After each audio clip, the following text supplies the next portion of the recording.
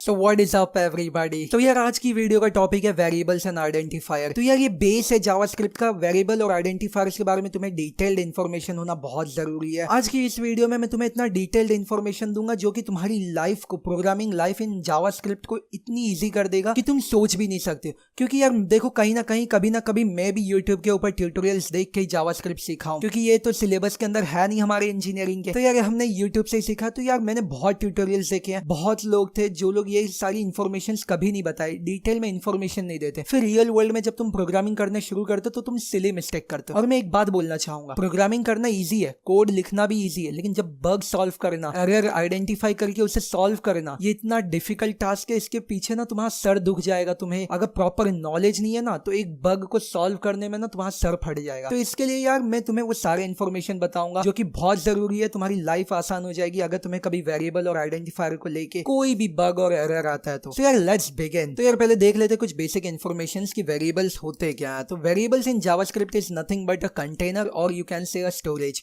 So basically तुम ऐसे assume करो कि एक वेरिएबल जो है कंटेनर है, एक स्टोरेज है जिसके अंदर तुम कोई भी डेटा और कोई भी इंफॉर्मेशन को स्टोर करोगे। लेट्स से वेरिएबल मेरा एक हार्ड डिस्क है और ये ऐसा हार्ड डिस्क है ना जो एक टाइम पे एक ही चीज अपने पास स्टोर कर सकता है। तो लेट्स से मैंने इंडिपेंडेंट कोडर का जो थंबनेल है उसे सेव कर लिया इस हार्ड डिस्क में।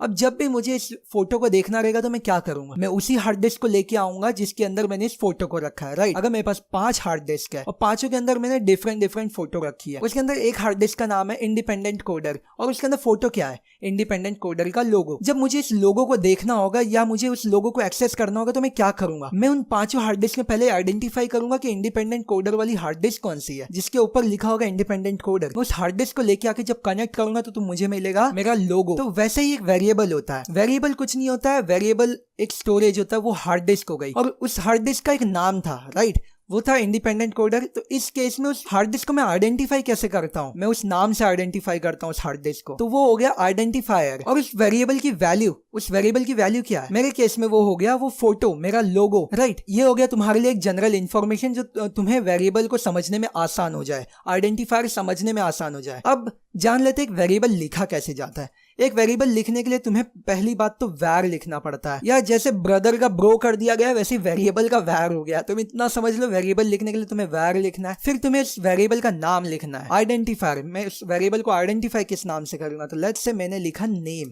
इज इक्वल्स टू, अब उसको वैल्यू देनी है तो भाई इस वेरिएबल की वैल्यू क्या होगी, स्ट्रिंग वैल्यू देता हूं मैं फिलहाल के लिए, तो वो होगी इंडिपेंडेंट कोडर। यार इंडिपेंडेंट कोडर तो आज हम हैं तो कल तुम भी हो जाओगे। सब इंडिपेंडेंटली सीख रहे हैं तो सब इंडिपेंडेंट कोडर हुए। तो यार वेरिएबल नेम और इंडिपेंडेंट कोडर हो गया इस वेरिएबल का स्टोरेज। इस केस में ये मेरा हार्ड डिस्क हो गया जो कि वेरिएबल है, ये उसका आइडेंटिफायर हो गया, और देन ये हो गया मेरा डेटा। तब जब भी मुझे ये वैल्यू लेनी होगी, जब भी मुझे इंडिपेंडेंट कोडर इस वैल्यू को एक्सेस करना होगा, मुझे बस क्या करना है, नेम कॉल करना है। मैं बस बोलूंगा नेम। तो बेसिकली वो क्या करेगा, इस नेम का हार्ड डिस्क ढूंढेगा और उसके अंदर से ये वैल्यू को दिखा देगा सिंपली। अब यार वेरिएबल लिखना तो यार बस इतना ही है, वेरिएबल लिखने में इतना ही होता है। बस तुम्हें पता होना चाहिए जब तुम डबल कोटेशन, जब ये डबल कोट के अंदर कोई भी चीज लिखते हो, चाहे वो let's say variable name is equals to, मैंने लिख दिया इंडिपेंडेंट कोडर 1। अब 1 तो नंबर है लेकिन मैंने डबल कोट के अंदर लिखा, तो मैं डबल कोट के अंदर कुछ भी लिखूं, मैं स्ट्रिंग लिखूं, इंटीजर लिखूं या ट्रू फॉल्स लिखूं, सारी चीज़ें एज अ स्ट्रिंग काउंट होंगी, ना कि वो इंटीजर या फिर बुलियन वैल्यू काउंट होंगी। अब तुम्हें पता होना चाहिए इंटीजर मतलब क्या होता है। इंटीजर सारे नंबर्स होते हैं, जो भी नंबर है 1 2 3 4। अब फ्लोट हो गया पॉइंट वैल्यूज जैसे कि 1.5 1.2, ये सारी चीज़ें हो गई। अब बुलियन क्या हो गया, बुलियन वैल्यूज हो जाती हैं हमारी ट्रू फॉल्स, ये बुलियन वैल्यू हो गई। स्ट्रिंग तो तुम्हें पता ही है, स्ट्रिंग तो डबल कोटेशन के अंदर लिखी हुई सारी चीज़ें हो गई। ये सारी बेसिक इन्फॉर्मेशन हो गई। तो यार ये सब लिखने के लिए तुम्हें बस पता होना चाहिए ये टाइप्स क्या होती है। अब इस टाइप्स को कोड में कैसे लिखते हैं, जावास्क्रिप्ट में कैसे लिखते हैं। तो जावास्क्रिप्ट में स्ट्रिंग लिखना तो तुम्हें पता चलेगा। अब मुझे इंटीजर लिखना तो मैं लिखूंगा वेरिएबल ए, कोई भी वेरिएबल का नाम बना दो तुम, बस तुम्हें पता होना चाहिए कैसे लिखना है। और मैंने लिख दिया 1, ये हो गई मेरी इंटीजर वेरिएबल। लेट्स से मुझे फ्लोट वेरिएबल लिखनी है तो मैंने लिख दिया 1.5, ये हो गया मेरा फ्लोट वेरिएबल। अब मुझे लिखना है ट्रू फॉल्स के लिए एक वेरिएबल, बुलियन वेरिएबल, तो मैंने लिख दिया ट्रू, ये हो गया मेरा बुलियन वेरिएबल। इसी तरीके से डिफरेंट टाइप्स हैं, वो तुम इस तरीके से यूज़ कर सकते हो। बस इतना याद रखना, इक्वल्स टू के पहले चीज़ें चेंज नहीं होने वाली, कॉन्सेप्ट वही रहेगा। तुम एक वैर लिखोगे और उसे आइडेंटिफाई करने के लिए एक नाम दोगे। अब वो नाम कुछ भी हो सकता है, लास्ट नेम लिख देता हूँ और लास्ट नेम कोडर लिख देता हूँ मैं इसके अंदर, तो कुछ भी हो। इसके पहले लिखने का तरीका यही होगा। इक्वल्स टू के बाद तुम वैल्यू लिखोगे। तो ये हो गया ये सारी चीज़ें। वेरिएबल लिखते कैसे, आइडेंटिफायर का मतलब बहुत वही कॉमन सी बात, आइडेंटिफायर, आइडेंटिफाई मैं इस बेसिस पे कर रहा हूँ वेरिएबल को, तो ये आइडेंटिफायर है। अब ये हो गया वेरिएबल और आइडेंटिफायर का कॉन्सेप्ट क्लियर, बट यहीं पे नहीं खत्म होता है। ये तो वो नॉर्मल कॉन्सेप्ट है, ये नॉर्मल इन्फॉर्मेशन है, बट अब आ जाते हैं डिटेल्ड इन्फॉर्मेशन के ऊपर। डिटेल इन्फॉर्मेशन के लिए हम आ जाते हैं हमारे HTML फाइल के अंदर। तुम इस HTML फाइल को कहीं भी बना लो, कहीं भी सेव कर लो, किसी भी लोकेशन पे तुम्हारे कंप्यूटर के। इधर हम लिखेंगे सिंपली, मेरे लिए तो मैं शॉर्टकट में लिखूंगा, लेट्स से VS कोड के अंदर। अगर तुमने मेरा सेटअप वीडियो, इंट्रोडक्शन वीडियो, सारी वीडियो देखा तो तुम्हें पता है क्या क्या रिक्वायर्ड चीज़ें थी, तो इससे हम बहुत सारी चीज़ों को आसान कर सकते हैं। तो अब मेरे केस में हमारे पास शॉर्टकट है, हम सिंपली HTML लिख के लिस्ट में से ये सेलेक्ट करेंगे HTML5, एंटर हिट किए। HTML का एकदम basic template, basic layout ready है। मेरे को कोई ज़रूरत नहीं टाइम वेस्ट करने की, ये सारी चीज़ें लिखने की। लेट्स से हम लिख देते हैं इसके अंदर पार्ट 3 और ये है variable and identifier. Hope so मैं ना स्पेलिंग सही लिख रहा हूँ। अब आ जाते हैं, हम लिखेंगे जावास्क्रिप्ट। जावास्क्रिप्ट हमेशा याद रखना, HTML में जब भी तुम जावास्क्रिप्ट लिख रहे हो तो हमेशा उस स्क्रिप्ट टैग के अंदर होगा। Script tag ready, open and close. अब मैं इसके अंदर जावास्क्रिप्ट लिखना शुरू करूँगा।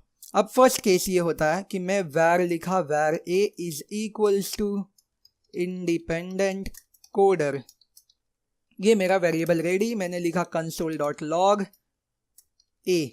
वेरिएबल को कभी भी कॉल करते वक्त सिंपली वेरिएबल नेम लिखना, उसके साथ कुछ ऐसे मत करने शुरू कर देना, ये सारी चीज़ें स्ट्रिंग बन जाएंगी। वेरिएबल नेम हमेशा नेम, डायरेक्ट नेम कॉल करो। अगर मेरा नाम इंडिपेंडेंट कोडर है तो मैं सीधा इंडिपेंडेंट कोडर बोलूँगा, मैं ऐसा नहीं बोलूँगा double quotation independent coder double quotation close, ऐसे नहीं, डायरेक्ट इंडिपेंडेंट कोडर बोलूँगा। सीधा इंडिपेंडेंट कोडर का मतलब क्या वो पता चल जाएगा लोगों को। वैसे ही कंसोल लॉग तुम्हें पता है, मैंने ऑलरेडी वीडियो में एक्सप्लेन कर चुका हूँ। कंसोल लॉग कुछ नहीं है, क्रोम ब्राउज़र के अंदर इंस्पेक्ट एलिमेंट करने के बाद ये कंसोल टैब पे तुम जाओगे तो इसके अंदर तुम बेसिकली कोई भी जावास्क्रिप्ट के कोड को तुम डिबग कर सकते हो। और डिबग बेसिकली तुम एग्जीक्यूट करके चेक कर सकते हो, टेस्ट कर सकते हो।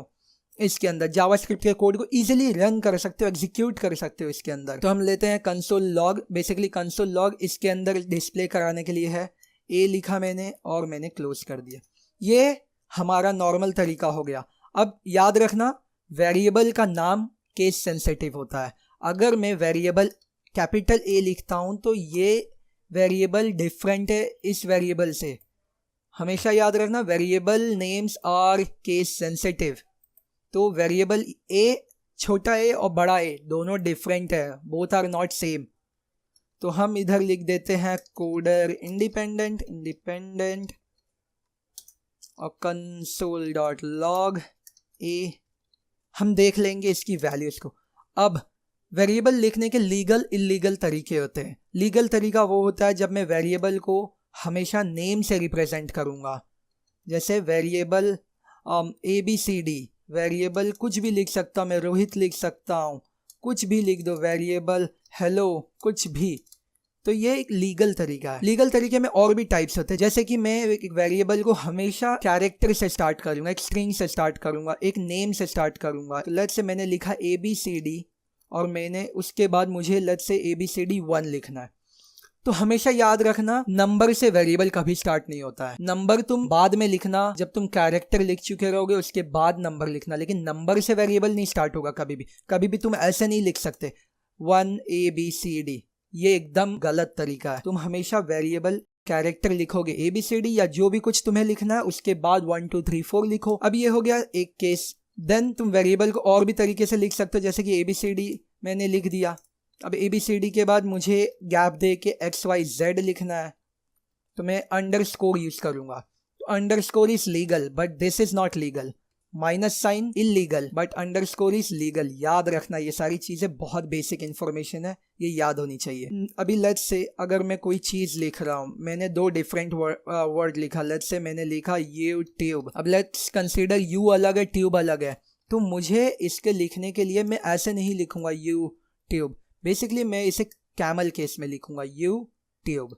ये हो गया मेरा camel case. Camel case basically कोई भी अगला वर्ड कैपिटल लेटर से स्टार्ट होगा, कोई भी अगली चीज़ कैपिटल लेटर से स्टार्ट होगी तो वो कैमल केसिंग होती है। जैसे हम अपर केस बोलते हैं तो सारी चीज़ें ऐसी होती हैं, कैपिटल एकदम कैपिटल, वैसे ही उसी तरीके से कैमल केस है कि अगला वर्ड कैपिटल लेटर से शुरू होगा। देन ये हो गया वेरिएबल लिखने के तरीके। इलीगल तरीके, वेरिएबल कभी भी नंबर से स्टार्ट नहीं होगा, वेरिएबल कभी भी तुम लिख रहे हो तो वेरिएबल में जावास्क्रिप्ट की रिजर्व्ड कीवर्ड्स बोल सकते हो, जैसे कि वैर नहीं लिख सकता मैं, ये गलत है। ये जावास्क्रिप्ट के पास इस वर्ड ऑलरेडी रजिस्टर्ड है, तुम ये यूज नहीं कर सकते, ये सिर्फ अधिकार उस जावास्क्रिप्ट का है। देन वैर अलर्ट अगेन ये वर्ड जो है ये जावास्क्रिप्ट का अधिकार है, इसके ऊपर तुम्हारा कुछ नहीं है, तो तुम इसे नहीं यूज कर सकते हो अपनी चीजें बनाने के लिए। तो याद रखना, रिजर्व्ड कीवर्ड तुम नहीं यूज कर सकते हो वेरिएबल डिक्लेयर करते वक्त।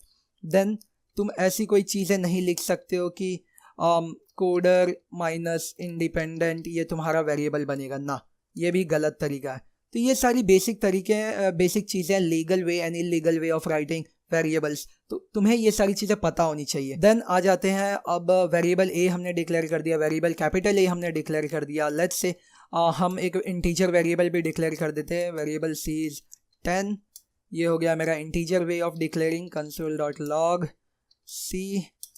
ओके, तो और एक चीज़ है, वेरिएबल डी मैंने लिख के ख़त्म कर दिया, मैंने इसे कोई भी डेटा नहीं असाइन किया। लेट्स से मैंने एक एम्प्टी हार्ड डिस्क लेके आया हूँ, उस हार्ड डिस्क में मैंने अभी तक डेटा नहीं डाला, राइट। इसके बाद मैंने इक्वल्स टू नहीं दिया, कोई वैल्यू नहीं दिया, तो एक एम्प्टी हार्ड डिस्क है। तो लेट्स से अगर मैं इसे कंसोल करूँगा तो क्या वैल्यू आएगी। अगर तुम में से किसी को पास भी बेसिक इन्फॉर्मेशन है जावास्क्रिप्ट को लेके तो कमेंट में ज़रूर बताना कि इसकी वैल्यू क्या हो सकती है। वीडियो को अभी पॉज करो और कमेंट करो, चीटिंग मत करना कि तुम पहले आउटपुट देख लोगे और फिर तुम हीरो बनने के लिए कमेंट के अंदर लिखोगे ओके इंडिपेंडेंट कोडर इसका आउटपुट ये है। नहीं, ये तुम्हें नहीं करना है। सो अब हम ये सभी चीज़ों को टेस्ट करेंगे कि इनका आउटपुट क्या होता है। हम इस फाइल को सेव कर देते हैं, जाते हैं ओपन विथ लाइव सर्वर और ये लाइव सर्वर स्टार्ट हो रहा है।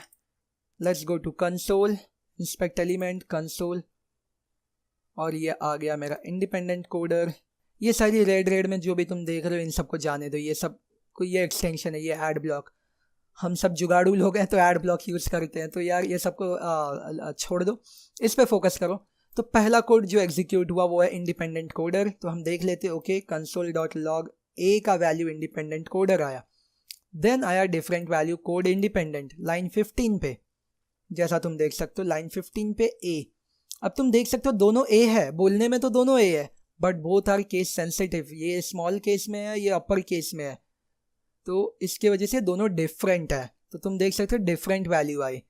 देन आ जाते हैं थर्ड वैल्यू जो कि 18th लाइन पे लिखी हुई है 10, ये है इंटीजर वैल्यू जैसा कि तुम देख सकते हो। देन 21 पे मुझे मिलता अनडिफाइंड। आखिर ऐसा क्या है 21 पे? 21 पे अनडिफाइंड, बेसिकली इसका मतलब क्या होता है अनडिफाइंड और डिफाइंड। डिफाइंड क्या होता है? डिफाइंड अगर हम इंग्लिश में पूछें तो डिफाइन का, मैंने किसी चीज़ को डिफाइन कर रखा है, मैंने एक हार्ड डिस्क में एक वैल्यू डिफाइन कर रखा है, मतलब मैंने उसको कुछ दे रखा है, उसका एक अस्तित्व है, कुछ है, बट इसका कोई अस्तित्व नहीं है, ये अनडिफाइंड है, इसकी कोई डेफिनेशन नहीं है। डी क्या है? कुछ नहीं है, अपना कोई वजूद ही नहीं है इसका, तो इसके लिए ये अनडिफाइंड है। तो हमेशा याद रखना default value of any variable until and unless आप कोई डेटा असाइन नहीं कर देते, कोई वैल्यू असाइन नहीं कर देते एक वेरिएबल को, बस डिक्लेयर करके छोड़ देते हो विदाउट डेफिनेशन, तो उसकी वैल्यू होगी अनडिफाइंड। सो आई होप आज तुम्हें इस वीडियो में बहुत सारी चीज़ें सीखने मिली होंगी कि वेरिएबल कैसे डिक्लेयर करते हैं, वेरिएबल डिक्लेयर करने का लीगल वे, इलीगल वे क्या है, सारी चीज़ें तुमने नोट डाउन की होंगी, केस सेंसिटिव वगैरह वगैरह वाली चीज़ें, डिफ़ॉल्ट वैल्यू क्या होती है, कैसे तुम इसे एग्जीक्यूट कर सकते हो, ये सारी basic information with detailed information तुम्हारे पास अब सारी। तो आई होप इसके बाद तुम्हें कभी प्रॉब्लम नहीं होगी वेरिएबल और आइडेंटिफायर्स लिखते वक्त, समझते वक्त और डिबग करते वक्त। सो यार अगर वीडियो तुम्हें अच्छा लगा तो यार मेरी मेहनत के लिए तुम लाइक जरूर क्लिक करो और सब्सक्राइब बटन जरूर दबाओ, क्योंकि यार आने वाली सारी वीडियोस में ऐसे ही डिटेल्ड इन्फॉर्मेशन मिलेंगी जो बाकी किसी वीडियोस में नहीं मिलती है। तो सब्सक्राइब करके रखो, बेल आइकन दबाओ, क्योंकि यार जैसे ही वीडियो में रिलीज करूंगा तुम तक पहुंचनी चाहिए, तुम्हें नोटिफाई किया जाएगा यूट्यूब की तरफ से और तुम उससे जल्द से जल्द उस कंटेंट का एक्सेस ले सकते हो और इन्फॉर्मेशन गेन कर सकते हो। तो सब्सक्राइब दबाओ, बेल आइकन दबाओ और वीडियो अच्छा लगा तो लाइक दबा देना। फिर मिलेंगे अगली ऐसे इंटरेस्टिंग वीडियो में, तब तक के लिए बाय, टेक केयर।